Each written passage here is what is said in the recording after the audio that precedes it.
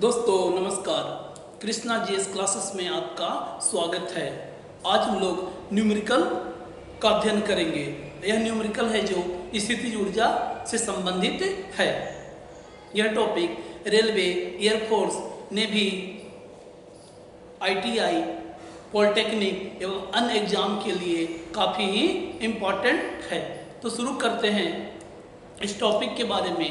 तो पहला जो हम लोग न्यूमेरिकल देखेंगे स्थितिज ऊर्जा का, तो पहला क्वेश्चन है कि एक गेंद है, उस गेंद का वजन 12 केजी का है, ठीक है, और वह गेंद है जो धरती के कुछ ऊंचाई पर स्थित है और उसमें जो स्थितिज ऊर्जा है वो 480 जूल का है। तो बताइए वह गेंद है जो कितनी ऊंचाई पे रखा हुआ है। तो चलिए पहले क्वेश्चन लिख देते हैं। एक गेंद या 12 केजी का एक गेंद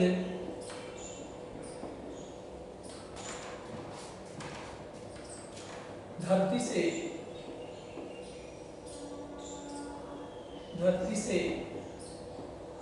कुछ ऊंचाई पर रखी हुई है,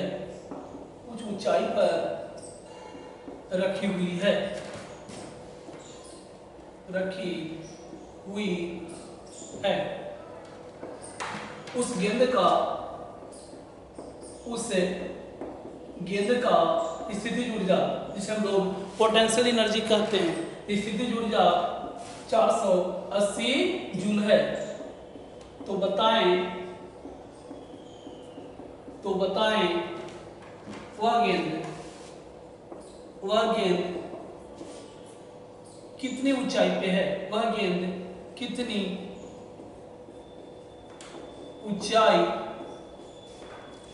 है, ठीक है। तो आपको स्थितिज ऊर्जा का हम फॉर्मूला बता चुके हैं और पीछे वाला वीडियो में उसको कॉन्सेप्चुअल समझाया भी गया है। यदि वो वीडियो नहीं देखे हैं तो जरूर देख लें। तो चलिए स्थितिज ऊर्जा का फॉर्मूला, पोटेंशियल एनर्जी बराबर आपका होता है mgh होता है। आपसे पूछा हुआ है h के बारे में पूछा गया है, तो h बराबर क्या लिखिएगा? तो h बराबर P बटा mg है ना, P बटा mg। अब आप क्या कीजिएगा कि दिया हुआ है आपका ऊर्जा दिया हुआ है, ऊर्जा कितना है? तो 480 जूल। तो 480 जूल यहाँ लिख लीजिए 480, और आपका द्रव्यमान भी दिया हुआ है। उस गेंद का द्रव्यमान है जो 12 केजी का है, और जी यहाँ पे 10 मीटर प्रति सेकंड स्क्वायर, ठीक है। प्रायः जी का जो मान है जो 9.8 मीटर प्रति सेकंड स्क्वायर दिया हुआ रहता है, और कभी कभी 9.8 से भी बना सकते हैं या 10 मीटर प्रति सेकंड स्क्वायर से भी बना सकते हैं, ठीक है, जैसे आपको न्यूमेरिकल में सुविधा हो, ठीक है। ऑप्शन रहेगा, आप आसानी से उत्तर को बता दीजिएगा। तो चलिए हम यहाँ पे जी का मान 10 रखे हुए हैं। ऐसे एक जी का मान होता है 9.8 मीटर प्रति सेकंड स्क्वायर। इसी को ऐसे जेन्युइन माना जाता है, वास्तविक इसी को माना जाता है। जबकि हम लोग थोड़ा न्यूमेरिकल करते हैं तो हम लोग का क्वेश्चन बहुत ज़्यादा कॉम्प्लिकेटेड ना हो, इसके चलते हम लोग 10 भी रख लेते हैं। तो 12 रखे हुए हैं और जी है जो 10। चलिए ये हो गया आपका 120। तो 120 गुना कितना हो जाएगा?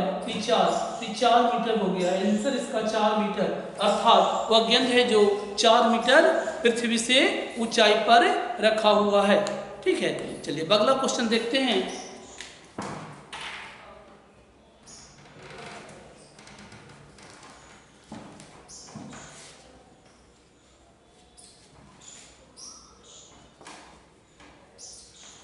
अब जो गेंद रहेगा वो 250 ग्राम का रहेगा, ठीक है।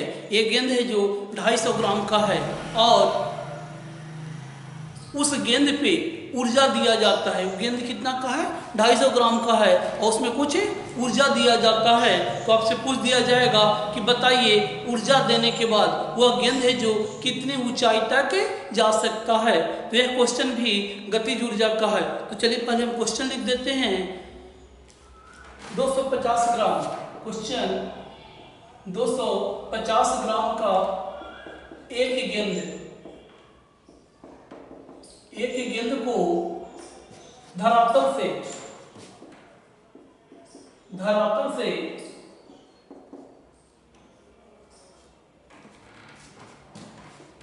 19.6 जूल ऊर्जा दिया जाता है।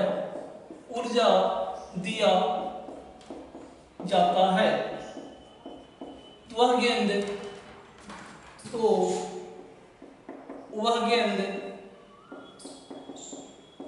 कितनी ऊंची ऊपर जाएगी? कितनी ऊंची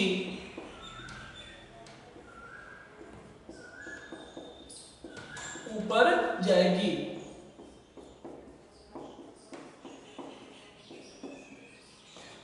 ठीक है, तो चलिए इसको भी उसी तरह बना लीजिए। पहले आप फॉर्मूला लिख लीजिए। पोटेंशियल एनर्जी बराबर mgh। आपसे पूछा गया है हाइट के बारे में, ऊंचाई के बारे में, तो h बराबर p बटा mg। ठीक है, चलिए आपका फिर से दिया हुआ है सब चीज। आपका पोटेंशियल एनर्जी स्थितिज ऊर्जा दिया हुआ है और स्थितिज ऊर्जा यहाँ पे 19.6 जूल है। ठीक है, बहुत अच्छा, 19.6। चलिए मास भी दिया हुआ है, तो मास आपका यहाँ पे 250 ग्राम है। तो यहाँ पे आपको चौकन्ना होने का जरूरत है। एक द्रव्यमान का जो एसआई मात्रक केजी होता है, न कि ग्राम होता है। ठीक है, ये 250 ग्राम को केजी में कन्वर्ट करने के लिए 1000 से भागा देना पड़ता है, क्योंकि 1000 ग्राम बराबर 1 केजी होता है। तो 1000 से भागा दीजिएगा तो 0.25 केजी आ जाएगा। यहाँ पे 0.25 लिख दीजिए, 0.25। अब चलिए जी, इस बार जी का वैल्यू रखते हैं 9.8 मीटर प्रति सेकंड स्क्वायर। इसे एग्जाम में दे दिया जाएगा।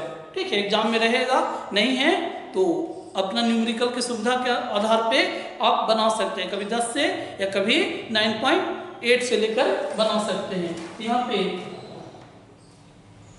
कितना है? तो 9.8 है। तो 9.8 से 9 से कट जाता है 19.6। ये आपका हो गया 2। 0.25 है, इस पॉइंट को हटा दीजिए तो ऊपर 2 जीरो आ जाता है, अर्थात 200/25। इसको भागा दीजिएगा तो कितना हो जाता है? 8 मीटर। ठीक है, तो जो गेंद था 250 ग्राम का, उस पे 19.6 जूल ऊर्जा दिया जाएगा, तो लगभग 8 मीटर ऊंचाई तक ऊपर जाएगा। चलिए आगे करते हैं।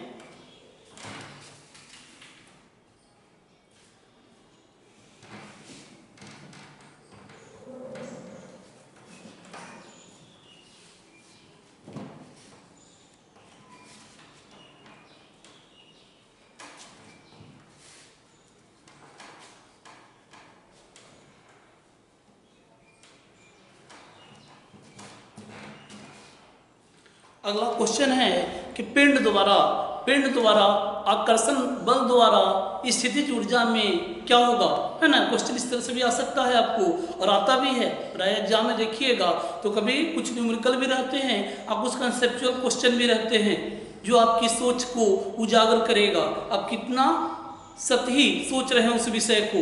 तो क्वेश्चन क्या है कि पिंड से, क्वेश्चन नंबर 3, और क्वेश्चन पिंड द्वारा आकर्षण बल के द्वारा, पिंड द्वारा आकर्षण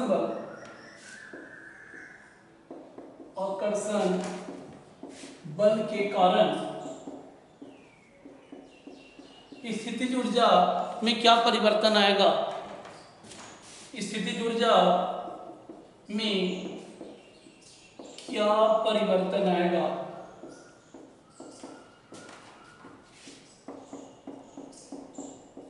ठीक है, देखिए जब आकर्षण बल रहता है तो वहाँ पे जो ऊंचाई रहता है या जो वस्तु आकर्षित करती है उसके बीच का जो फासला रहता है वो कम रहता है, अर्थात h है जो कमेगा, ठीक है ना, h कमेगा।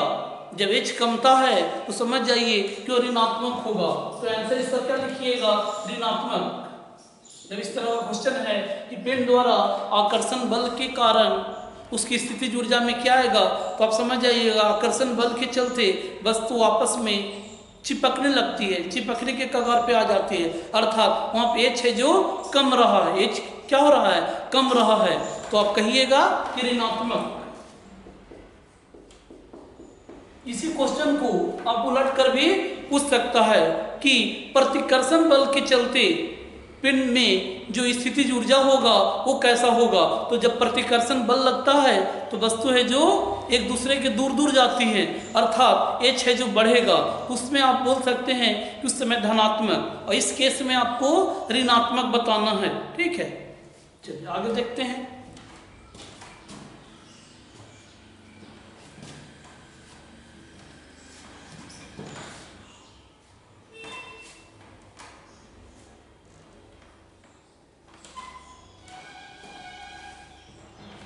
अगला क्वेश्चन है कि एम द्रव्यमान का, ठीक है, एम द्रव्यमान का जो एक कोई पत्थर है उसे नीचे गिराया जाता है, उसे नीचे गिराया जाता है, और मान लिया जाए कि पत्थर है यहाँ से नीचे गिरा दिया जाता है और वो इस पोजीशन पे आ जाता है, डी पोजीशन पे आ जाता है, पत्थर गिरते हुए यहाँ पे पहुंच जाता है।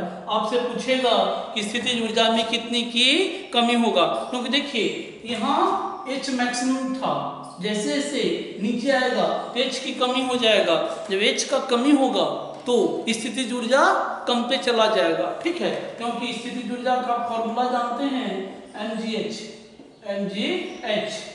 तो m और g में तो कोई परिवर्तन नहीं हो रहा है, जबकि h में परिवर्तन हो रहा है। तो क्वेश्चन को पहले लिख लेते हैं, उसके बाद इसको हल करेंगे। कितना की कमी होगी यदि वस्तु m द्रव्यमान की है और यदि d दूरी पे, ठीक है, एक तरह से यहाँ पे इसका जो ऊर्जा है स्थितिज ऊर्जा उसमें कितनी की हानि होगी या कमी होगी।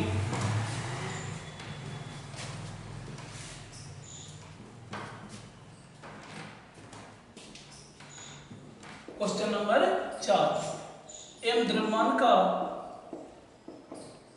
कोई वस्तु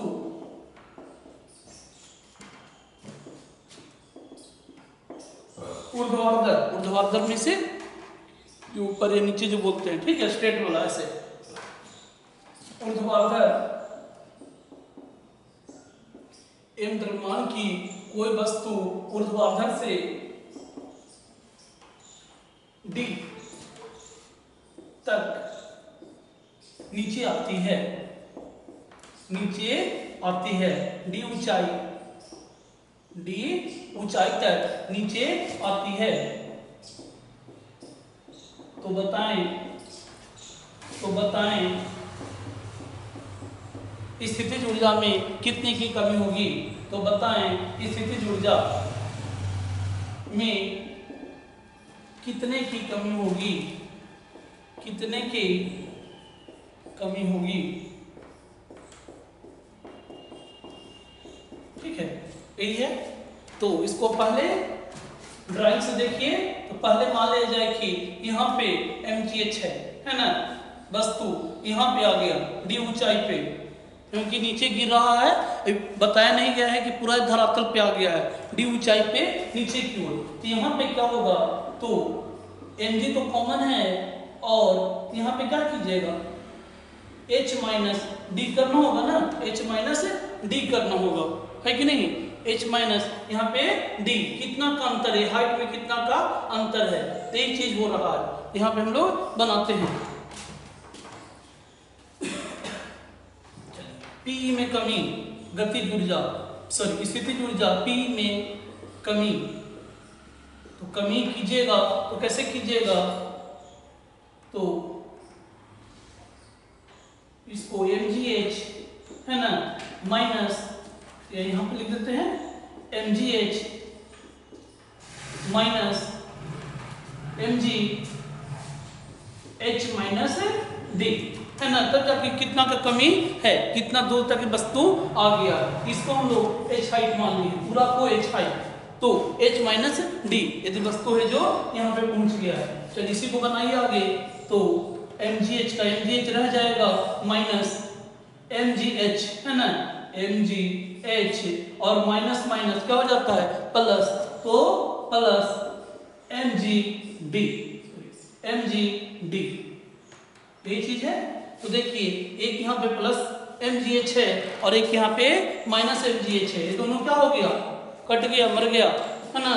तो कितना प्रतिशत की कमी होता है, तो mgd की कमी होता है, ठीक है, यही आंसर आपका आ गया, mgd की कमी आ जाएगा, mgd का कमी आ जाएगा। चलिए आज का लास्ट क्वेश्चन देखते हैं। और दोस्तों ये सब जो क्वेश्चन है बहुत ही स्टैंडर्ड क्वेश्चन है, यदि यहाँ तक आप पहुँच जाते हैं तो समझ जाइए कि आपका एग्जाम में इससे भारी क्वेश्चन कुछ नहीं मिलेगा, इससे हल्का ही रहेगा या इसी लेवल तक आ सकता है, क्योंकि कंसेप्ट को आपको ये सब क्वेश्चन है जो मजबूत एकदम कर देगा। तो चलिए लास्ट क्वेश्चन आज का देखते हैं।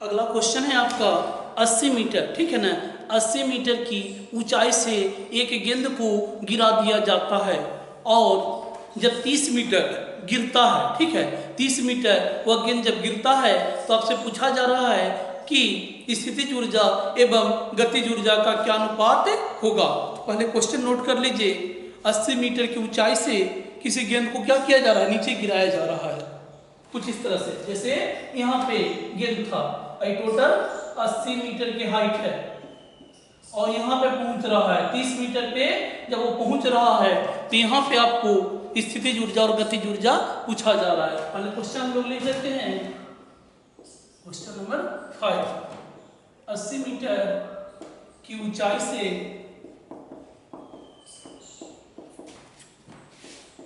एक गेंद को गिराई जाती है,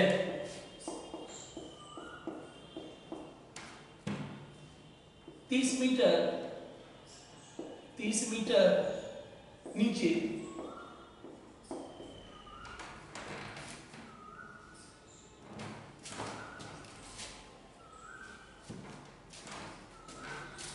नीचे 30 मीटर नीचे गिर चुका है, तो बताएं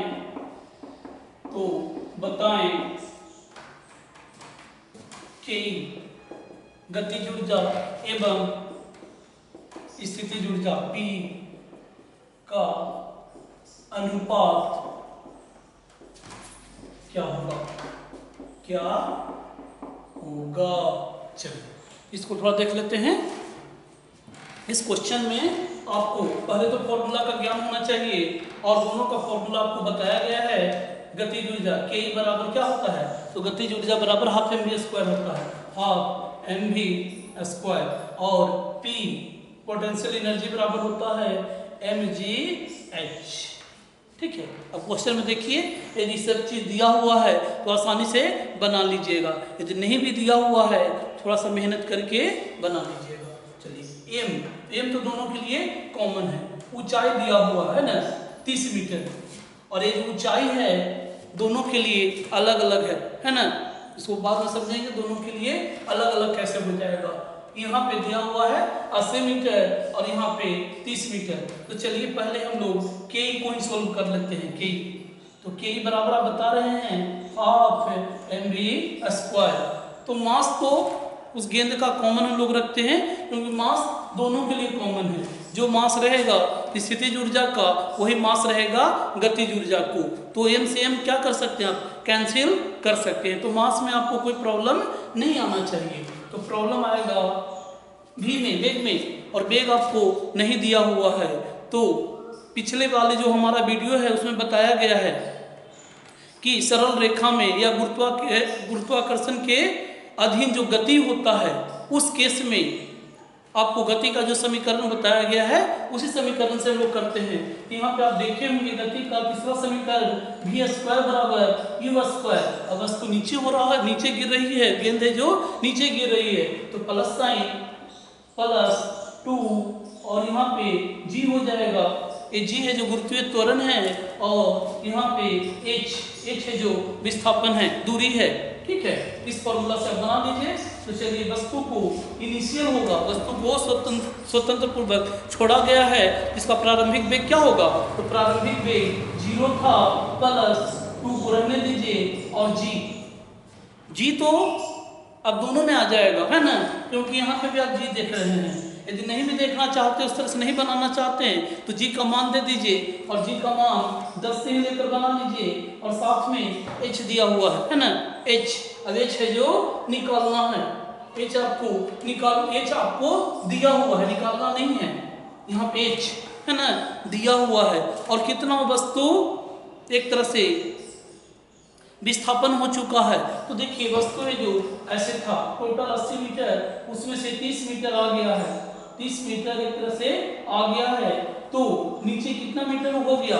वो नीचे है जो 50 मीटर का एक तरह से हाइट एक तरह से है ना, 50 का आपका हाइट आ गया। सॉरी, यहाँ पे h है जो कितना दूरी तय कर लिया है, h है जो 30 है, यहाँ पे 30 कर लीजिए। चलिए, ये आपका अब आ गया k बराबर हाफ गुना m गुना पूरा को डाल दीजिए, है ना, 2 गुना 10 गुना 30। तो सोल्व करना तो सोल्व भी कर सकते हैं, कोई प्रॉब्लम नहीं है। चलिए, उसके बाद हम लोग P, तो P में सब चीज जान रहे हैं आप, M को भी जान रहे हैं, G भी मालूम है, H। तो H यहाँ पे जो P का लीजिएगा तो एक धरातल से कितनी ऊंचाई पे है, तो धरातल से आग का जो केस है उसमें मात्र 50 मीटर की ऊंचाई पे है ना, 30 मीटर गिर चुका है, तो 80 - 30 50 होता है। यहाँ पे चलिए इसको भी कर देते हैं और P बराबर M का M रहने दीजिए और इस बार 10 लिए थे G में, तो यहाँ पे भी 10 ले लीजिए और H कितना है यहाँ पे 50। ये दोनों का जो अनुपात है वो आपका बनकर आ जाएगा। तो चलिए पहले कैंसिल कीजिए, ये 2 से 2 मान गया, है ना। चलिए, उसी तरह M से M कैंसिल हो गया, यहाँ से 0 से 0 कैंसिल हो गया, ये 10 से 10 मर गया, तो कितना बचा? तो आपका हो रहा है 3:5। आपका आंसर आया 3:5। यही आपका आंसर है।